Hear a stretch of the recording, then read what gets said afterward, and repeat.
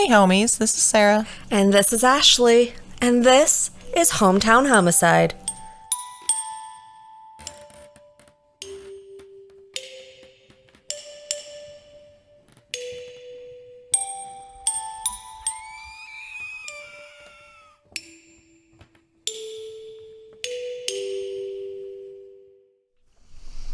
It's a windy day here. It's very windy, so you might hear it because it's very loud. It's not ghosts. It's wind. I mean, it could be ghosts too, but We don't know. Pretty sure Jason across the hall started a fire yesterday. Yeah. So I got done with a meeting because I work from home, and I bought a new air purifier the day before. And I walk out and I smell smoke. I'm like, you've got to be shitting me. This is on fire? Shut it off. And I hear smoke detectors. So I'm like, okay, well, it's not that. It's out in the hallway. So I open the door and it's coming from Jason's old apartment. Obviously, I know that thing is empty. So I panic. I can smell the smoke. I can hear the smoke detectors. No one's there. So I run down to my neighbor's door, banging on it. Like, I have shorts on, a sweatshirt, banging on her door. She's like, what? I'm like, the building's on fire. It's in Jason's apartment. And she's like, did you call 911? I'm like, I forgot it was a thing. So I run back to my apartment. Can't find my phone. I look everywhere. It was on the table. Call 911 in a panic. I'm just like, my neighbor, he died. She's like, just now? I'm like, no, it was like a month ago. But his apartment is empty and there's a fire in there. She's like, can you see smoke? I go, not yet. I can smell it. And I can hear the fire detectors, smoke detectors. I keep saying fire detectors. And she's like, but he died. I go, irrelevant. He used to be alive. He's not. He doesn't live there. It was a month ago, I think. So no, it's unoccupied. She's like, okay, we'll send someone out. I'm like, cool. Next thing, pants. Have to find pants because these firefighters are not going to see these pale, unshaved legs. Putting on pants was the hardest thing I think I ever did that day. Like, it just wasn't happening. Like, my feet were stuck. I'm panicking. I'm shaking because I'm like, this is it. Like, I'm going to lose all my stuff. I know stuff is replaceable, but it's still panic mode. Next thing, cats. Stormy, get her in a carrier. Getting her head pushed in, shaking, can't zip the thing. And my neighbor walks in. She goes, maintenance started the oven. I go, what? She goes, yeah, self-cleaning mode. I go, what the fuck? She goes, tell me about it. She's like, call 911 back. I'm like, and tell them what? What I just told you. So I tried to tell them that. And they're like, we're sending fire trucks anyways. I swear to God, 4 fucking departments showed up here. Well, your picture that you sent me only had the one. So I was like, why is it so far away from the building? Because there's 2 others up front, and then there was one on the side, on the street. They were all over. Excellent. My mom, I called her to tell her, she goes, you're being dramatic. Oh, am I being dramatic, Mom? Am I? Because if this shit was on fire, would you think I was dramatic? Anyways, maintenance, when Kara called them to tell them, hey, by the way, this apartment's on fire. And we called 911. She was very mad. She's like, you called 911? She goes, yes. That's what you do when you see and smell smoke. Right. Because I did by the time I got my pants on and one cat in the carrier, there was smoke in the hallway. Like it was happening fast. Yeah. So they were mad at us because we called 911. Firefighters come, maintenance comes, and he's coming up the stairs like, guys, it's okay, it's okay, it's okay. I left a fan on. Like, are you stupid? I mean, clearly. I mean, when they opened up Jason's apartment, the smoke rolled out. That's how bad it was. Like, that could have caught on fire and burned this place down. Yeah. It gets better. Like, I should really make a TikTok on this, and I might. 5 minutes after the fire department leaves, here comes our manager of the building. to show it to a new couple. I wonder if she's like, don't worry about the smell. We just about burn it down, but don't worry about that. The people that have run this place are fucking idiots. I still have the videos from when the pipes burst. And then, like, they were mad at the tenants for not getting the door shut. Maybe if you had a fucking door that actually shut like it's supposed to. Do you remember me yelling at him that night when he blamed us for it? I go, how many times have we called and told you that this door does not latch? Yeah, I go, it's sure. on you. Yeah, man, he was a fucking douchebag. So it was great. Polar here vortex. is the kicker of this whole thing. Okay. That apartment could have started a fire. Right. Why did the alarms in this building not go off? Yeah. The smoke detector in the hallway, there's no batteries. Still? It's been like 3 years. Or longer. So if that would have happened, like, let's say maintenance did not come and start the self-clean oven. Right. And then leave, because that's smart. Yeah. But what if a fire did happen and no one's in there and the smoke detectors are going off? What about the rest of the building? Like, what if there were flames? How are we being notified? Because I thought there was a system set up to where... Because it's gone off. It had gone off before. And exactly. scared the shit out of me and the cat. Exactly. That's my point. Yeah, but it did not in that situation. When that apartment was filled with smoke, where the hallway was filled with smoke, my apartment started to be filled with smoke. Kara's down the hall was filling with smoke. Why was nothing going off? That is strange. What I would try to can I do as a tenant, as my rights, for my safety, get this done? Because every year the fire department comes and does an inspection. Every year. They had to have seen the smoke detector with no batteries, yeah, that's right? True. No? So is it my state? Is it my county? Is it my city that's lazy? Or is it my shitty ass maintenance? Well, when I'm on a rant right now, so I apologize, but like this happened yesterday and I'm still like PTSD on this. When I posted those videos of the pipe burst and literally flood coming down through the ceiling, which was hilarious in the hallway. So like negative 35 degree. Yeah. That we night. live on the upper floor, so it didn't freeze our hallway solid. It was just downstairs. Yeah. But someone had commented who you could complain to about it. I'd have to go back in my posts, obviously, and find it. But because it was some sort of Lynn County something or other. It's really concerning to me now because something could happen. And if I'm sound asleep... Well, especially if you didn't even hear that smoke detector because of your thing on. I was in my office. My air purifier was on in the hallway, which is loud because I had it on full speed. Mm-hmm. At night, it's on full speed plus a fan. Yeah. And sometimes my Alexa's on with thunderstorms, and I sleep like a baby. So if someone else's apartment is burning, mm-hmm. and because you can't sleep through that. Yeah.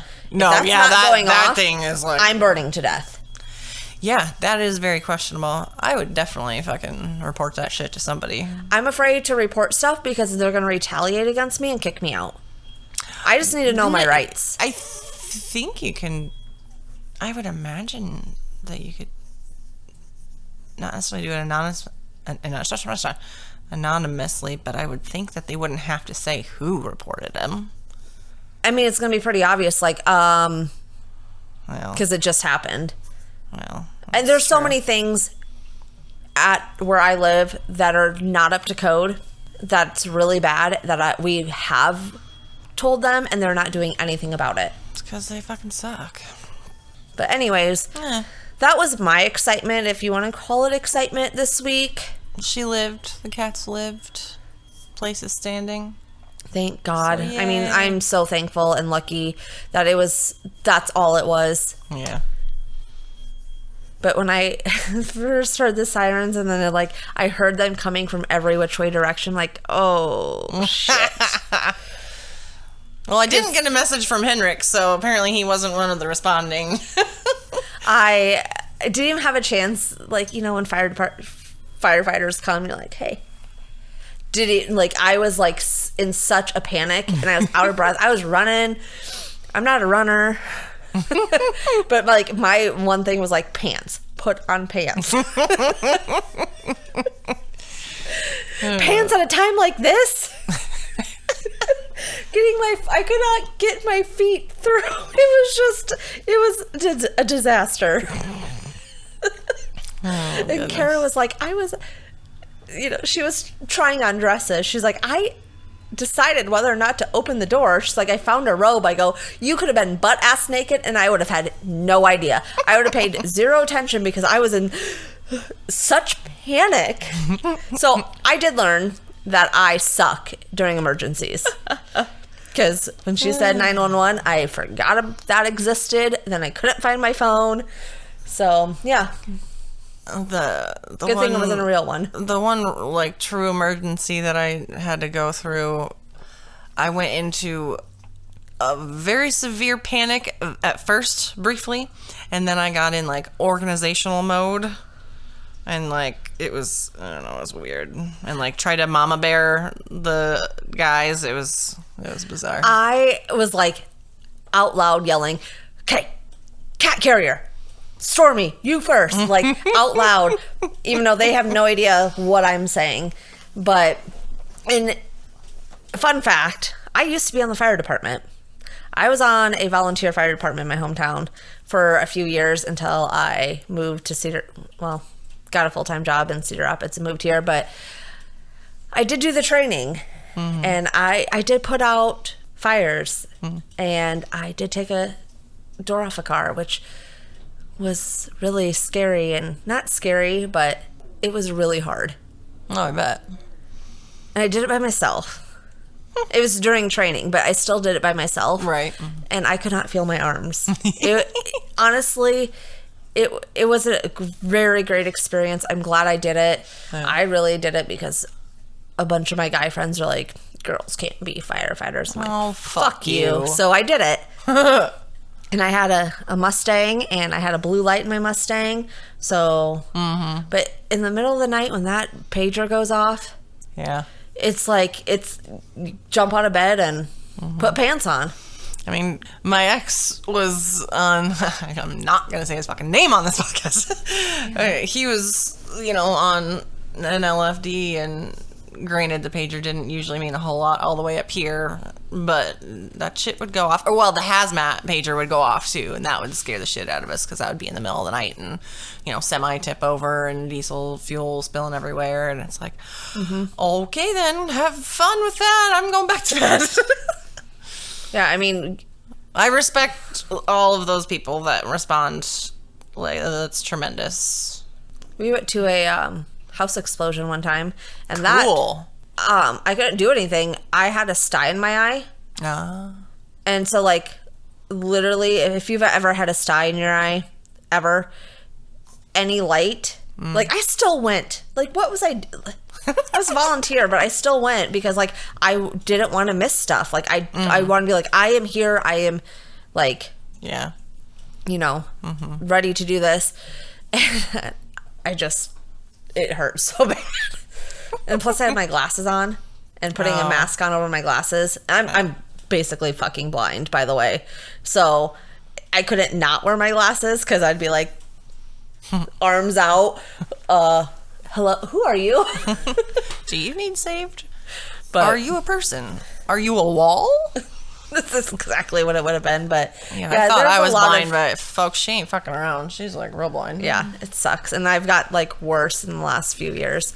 But yeah, so that story kind of went on longer than I expected, so I apologize, but all right. And that's news from Hometown Homicide. That is your weekly update. Wait, we're not Saturday Night Live. Is that? Oh, that's a weekend update. Weekend update. What did I say? I don't know. I digress. Know. Guys, guess what? What? We're at 96 followers on YouTube now. Subscribers, but yeah. Yeah, that. Okay, so we said at 100, we'd give something away. So we only need 4 more. As of right now, I just checked. So hopefully we have an update by the time this comes out. Hello, yeah. But yeah, just wanted to let you guys know we only need 4 more. And then we will do a special thing to give away a piece of merch. Give away. Woo-hoo, yay! So make sure to go to Hometown Homicide on YouTube. Yeah. And on Patreon, don't forget. Oh, yes, Even if you Patreon. want to, just get Show your approximately a day early access to episodes. Sometimes I suck at that and it comes out at like 6 o'clock the night before. But hey, it's a little bit early. But there's even a low price of $1 a month if you just want to help contribute and whatnot. Yeah, we appreciate you. Yeah. And hey, Tracy, I haven't forgot. I just haven't got to the post office yet. Since my friend Brett said he doesn't want a koozie. Fucking asshat. I mean, I'm kidding. I love you. But I don't need to send that to him. I need to get Casey's, but like she's here, so I can do that. But Tracy, I haven't forgot. I just haven't got to the post office. I will. She promises. I do. I swear on my cats. Sorry, I'm eating a pickle. I'm fucking tired, man. I lost my shit. I've done lost it. Luckily, Ashley's episode is today, so you don't have to hear me losing it. Now, this episode, I told Sarah, is a little shorter. Like, it's a short one. You're used to short ones.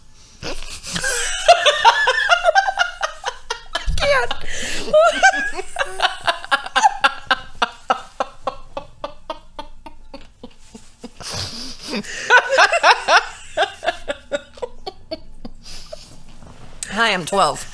She's not wrong. That's why I thought it was so funny.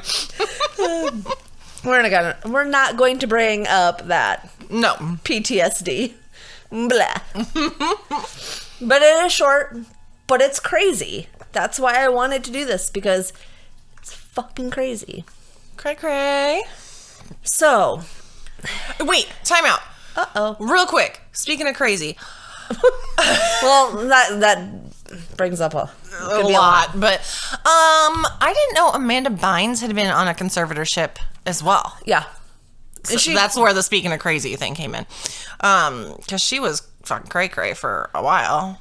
I think she still is very not with it. But I saw the other day, out of the blue, Google News or whatever, was like, oh, Amanda Bynes off her conservatorship or however they worded it. I'm like, I didn't even fucking know she was on one. I mean, first of all, just because she was crazy doesn't mean she should be on a conservatorship. Well, no, because she can take care. Physically take care of herself. Mm-hmm. But yeah, she's apparently was on one, and for 9 years it said. I was like, oh. And is she engaged or something? She's got a big tattoo on her face. I didn't look into it. It's sad. And speaking of crazy. Kanye, being blocked from or denied words, performing at the Grammys, can't perform at the Grammys or whatever. Correct. I was like, because of Trevor Noah. Yeah, I saw his. No, that's not the reason why. So, like, he got suspended from Instagram for 24 hours because of something he said about Trevor Noah. He then got banned from the Grammys. Trevor Noah said, I didn't say cancel, I said counsel. Like, don't cancel him, counsel him. Right. I just really respect Trevor Noah. Yeah. I really like him. Mm-hmm. So, the fact that he's like, I did not say cancel. No, Kanye needs help. He does. For sure. To me, this is a huge cry for help. Mm-hmm. But is it because he's a man, he's going to get away with it? I'm not going to get into that whole thing, but... Right. But yeah, sorry, that was a tangent. Anyway, No worries. Ashley's crazy short story. All right, so we're going to go to Anaheim, California. It was the night of May 28th, 1980. It's my daddy's birthday. Not the year, obviously, but it's my daddy's birthday. Yeah, my birthday's the 29th. Ooh. Dorothy Jane Scott was at a work meeting when one of her coworkers, Conrad Bostron, seemed to look under the weather. Dorothy offered to take him to the hospital to see what was wrong, and Conrad took her up on her offer. Pam Heed, another coworker, also joined them. On the way to the hospital, Dorothy made a pit stop at her parents' house, where her son was staying while she was at the meeting. And while there, she switched her scarf from a black one to a red one. Once at the hospital, they found out Conrad had been bitten by a black widow spider, and he was treated, while Dorothy and Pam waited around until he was ready to go home. According to Pam, Dorothy never left her side that night until Conrad was released, and Dorothy went out to the hospital parking lot to get her car, and Pam waited with Conrad to get the prescription filled. When Dorothy didn't come back after a couple minutes, her coworkers went out to the parking lot, and that's when they saw Dorothy's car, a white Toyota station wagon, speeding away right past them. They were unable to see who was driving because the headlights were blinding them. At first, they assumed that Dorothy had an emergency come up with her son, but after not hearing from her for hours, they called the police to report her missing. But of course, the police didn't think there was a cause for concern yet. Mm-hmm. But you would think, like, if there was an emergency, she would have slowed down and be like, hey guys, I'm really sorry, but something happened. I have to go. Right, you don't just, like, leave. Speed, like, right past them. Yeah. At around 4:30 that following morning, so it's May 29th, that Toyota station wagon that belonged to Dorothy was found in an alley in Santa Ana, 10 miles from the hospital. The car was set ablaze, but no one was inside. So who was Dorothy, and where was she? Dorothy Jane Scott was a 32-year-old single mother of a 4-year-old Sean. Sean's father did not live locally, so Dorothy's parents, Jacob and Vera, would help Dorothy with Sean while she was at work. Dorothy worked as a secretary at the Swingers Psych Shop and Custom Head Shop. So they were two different, like, businesses, but they were, like, conjoined. So, like, you could, if you wanted some psychedelic shit, like lava lamps and stuff, you could go to the Swingers Psych Shop. Or if you wanted to go and get some paraphernalia for your cannabis or tobacco, you would go to the head shop. Her coworkers and friends said she preferred staying at home rather than going out, as she was a devout Christian and she did not drink or do drugs. But yet she worked in a shop that sold paraphernalia. Interesting. But I digress. Yeah. She was sweet and she was a committed mother. Her father said his daughter may have dated on occasion, but did not have a steady boyfriend as far as anyone knew. So this is where it gets a little creepy. Months prior to Dorothy disappearing, she was receiving disturbing calls from an unidentified caller. Someone whose voice she seemed to recognize, but she just couldn't place. The first call Dorothy received, the man's voice said, "When I get you alone, I will cut you up into bits so no one will ever find you." That's the best attempt I have at a man's voice. That was hard. At times, the man would call professing his love for Dorothy and making romantic gestures, but most of the time he was harsh and threatening on how he was going to harm her in unspeakable ways. He made it very clear that he was watching Dorothy, recounting details of her day-to-day life. It was clear Dorothy had a stalker. One time, he called her and told her to go outside because he had something for her, and when she went to her car, she found a single dead rose placed on her windshield. Like, he knew where she lived. Yeah, that's fucked. That's scary. I would have moved. Even though these calls were very unsettling to Dorothy and her family, they went unreported because they weren't sure what to do about them. Yeah. She was so frightened she even took up karate classes.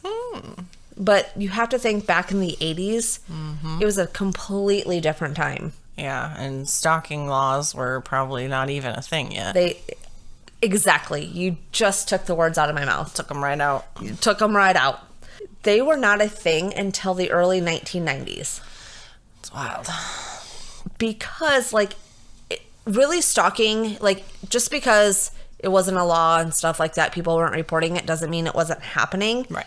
But because well-publicized incidents of harassment of celebrities by fans had led to the press starting to talk about it. And then those cases would involve serious crimes. I guess some celebrities were murdered by their fans.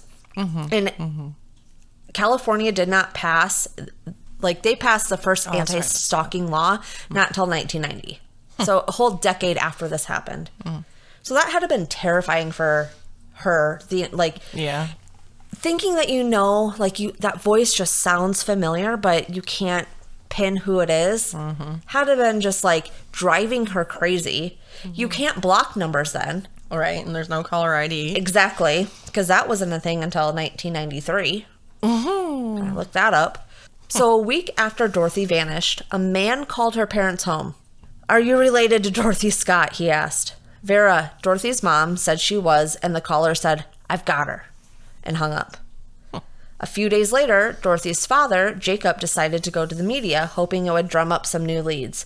And after the newspaper ran a story about Dorothy on June 12th, 1980, the editor got a call from a man the same day who claimed to have kidnapped her. He went on to say he loved Dorothy and he caught her cheating, so he killed her. This man gave up details only the kidnapper would have known, like what she wore, even the color of her scarf. Oh, okay. And why she was at the hospital that night. He also claimed that Dorothy called him that night from the hospital, but Pam insisted she never left her side. Also, again, Dorothy didn't know who this caller was. Right. And again, there was no caller ID. So how would she have been able to call this person? Right. Dorothy's parents continued to get more calls for years to come. They would get called almost every Wednesday afternoon and said either that he had Dorothy or that he had killed her.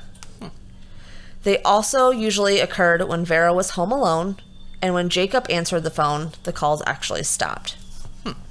Police installed a voice recorder, so not like a tap, but I guess maybe in the 80s that's what it was. But they were never able to trace the calls because the man calling never stayed on the line long enough. Of course. And again, just it's the 80s, so the technology is not going to be what it is now. Right. As time went by, Dorothy's case turned cold, as there were no other leads, but on August 6, 1984, construction workers discovered charred bones near Santa Ana Canyon Road. The bones also included human and dog remains side by side. Oh. Which is strange. I don't know where the dog came from. Right. Authorities believed that they had been there for at least 2 years, as a brush fire had swept through that area in 1982, and most likely explained the charred bones. Unfortunately, no cause of death was able to be established, but a turquoise ring and a watch found with the remains were identified as Dorothy's, as well as the bones were identified through dental records. Dorothy's mom said the watch had stopped at 12:30 a.m. on May 29th. That's an hour after Pam and Conrad last saw Dorothy's car. Weird. After the news broke about Dorothy's remains being found, her family received 2 more calls from an unidentified male who kept asking for Dorothy. Despite the remains being found, there was no usable forensic evidence, and as of today, this case is still unsolved, and that caller still remains a mystery. If they knew who was calling Dorothy, they would know who did this. Crazy. I said this at work the other day, but your coworker said that their brother had been murdered and it's still unsolved. It's like, it's just unfathomable to me that these murders can be, I mean, older ones I can see a little bit more, but even now there's murders that happen that go unsolved. But obviously don't twist this into like a weird thing, but at least if it's a murder, you have the body. And not just because Bob Dale is such like a big like thing for us, but these people that are missing, where the fuck did they go? Right. You know, like they went somewhere. They're somewhere. They didn't just get disappeared. I mean, unless aliens came, I don't know. But like, I mean, literally, the mob can make people disappear. Where? But they had to go somewhere. Usually it's the ocean, but I digress. Mean, not in the Midwest. Not in the Midwest. You know, it's just like Jody, who's in truth, Jacob Kavanaugh. Where did they go? Where do these people go? I don't get it. It's wild. It's a great question. It's wild. And I wish I had the answer. Yeah. But like I said, that was short, crazy. I wish we could find out what happened. Who did that to Dorothy Jane Scott? Someone's mother, someone's daughter. Yep. She had a 4-year-old. Assholes. But the fact that he kept calling and taunting that family. Yeah, that's fucking weird, too. Like, he had to have known her family's number. Right. And don't forget, again, YouTube, only need 4 more. We will announce a winner on what you win. And then also make sure to follow us on Instagram, Facebook, and TikTok at Hometown Homicide Podcast. YouTube at Hometown Homicide. Patreon, I believe, is Hometown Homicide Podcast. Yep. And Twitter at Oat Murder. Murder. You can also email us if you have something you want us to share over to podcast@hometownhomicide.com. Which, oh, fiddlesticks. I don't remember her. Nope. She didn't want her name. She didn't want her name shared anything, so it doesn't matter. I don't have to bleep anything out. It's not like it doesn't matter what your name is. We just are going to respect it. Doesn't your remember wishes. or doesn't remember. Derp derp derp. It doesn't matter that I don't remember right at this now moment because I don't need it. But we did have someone reach out and offer to explain some of the Sault Ste. Marie area. I don't know if you read through all that big long email that she sent. That was nice. That kind of explained the area and whatnot, since we're not from there. help picture. Yeah, so that was appreciated. And then It's dark as the inside of a cow. dark as the inside of a cow. Oh yeah, the other phrase she said, because she's like, oh, if you like that one, I don't remember what the second one was. I had heard of the second one before. Colder than a cold miner's ass or something like that. Yeah, something like that. I'd heard that one before, but yeah, darker. Talking about nighttime on that Mackinac Trail, or derp derp, darker than the inside of a cow. I'm like, what the fuck? That's great. Yeah, so if you want to email us something but you don't want your name shared, we'll totally respect your wishes and not share your name. Yeah, no problem. Oh, it was funny when, I don't know if I was editing still or if I was done editing the G.I. Joke episode. I text my friend that's the cop, and all I said was, hey, Joe Glenowitz. He's like, fuck that guy. I'm like, see, I knew you would know. I'm like, that's this week's episode. And he kind of went off for a minute, understandably so. I'm like, yeah, fuck that guy. Yeah, Shithead. that wasn't... I did see something when I was looking for pictures for the Instagram post that the son wasn't going to end up facing any charges. Interesting. Yeah. And last week's episode, I apologize because it sounded like I was really far away from my mic, and I actually probably was, because Coco, you know, the one that you hear at the end of every episode, as adorable as she is, she was on something that day. She was getting into everything. I had to keep getting up, running, grabbing her, bringing her over so she would sit down. She's a cat, I know, but like can be very naughty. And so I kept pushing my chair away. So sound quality, that was me. That I take full responsibility on that. Thanks, Coco. She's sound asleep right now, but she's always got to be where we are when we record. Every single time, she is right here. Hey, y'all, do me a favor, okay? If you know someone in the state of Wyoming, Alaska, New Hampshire, Connecticut, or Rhode Island, please forward them an episode of us so they can listen to it and we can get a hit in those 5 states, because it is driving me bonkers that we don't have a hit in any of those 5 states. It's been weeks and we don't have any new states. It's driving me crazy. Yeah. I didn't look much this week. I was very, very busy. And then very tired. I'll get on, I'll zoom in, and I'm like, motherfucking the same 5. Still don't like us. Still haven't listened. And yeah, if you're on Facebook, go check out, I updated the cover photo. I made it like a little more fancy, which, you know, has our little catchphrase. We want to tell stories to you, not about you, so stay safe. And this was Hometown Homicide.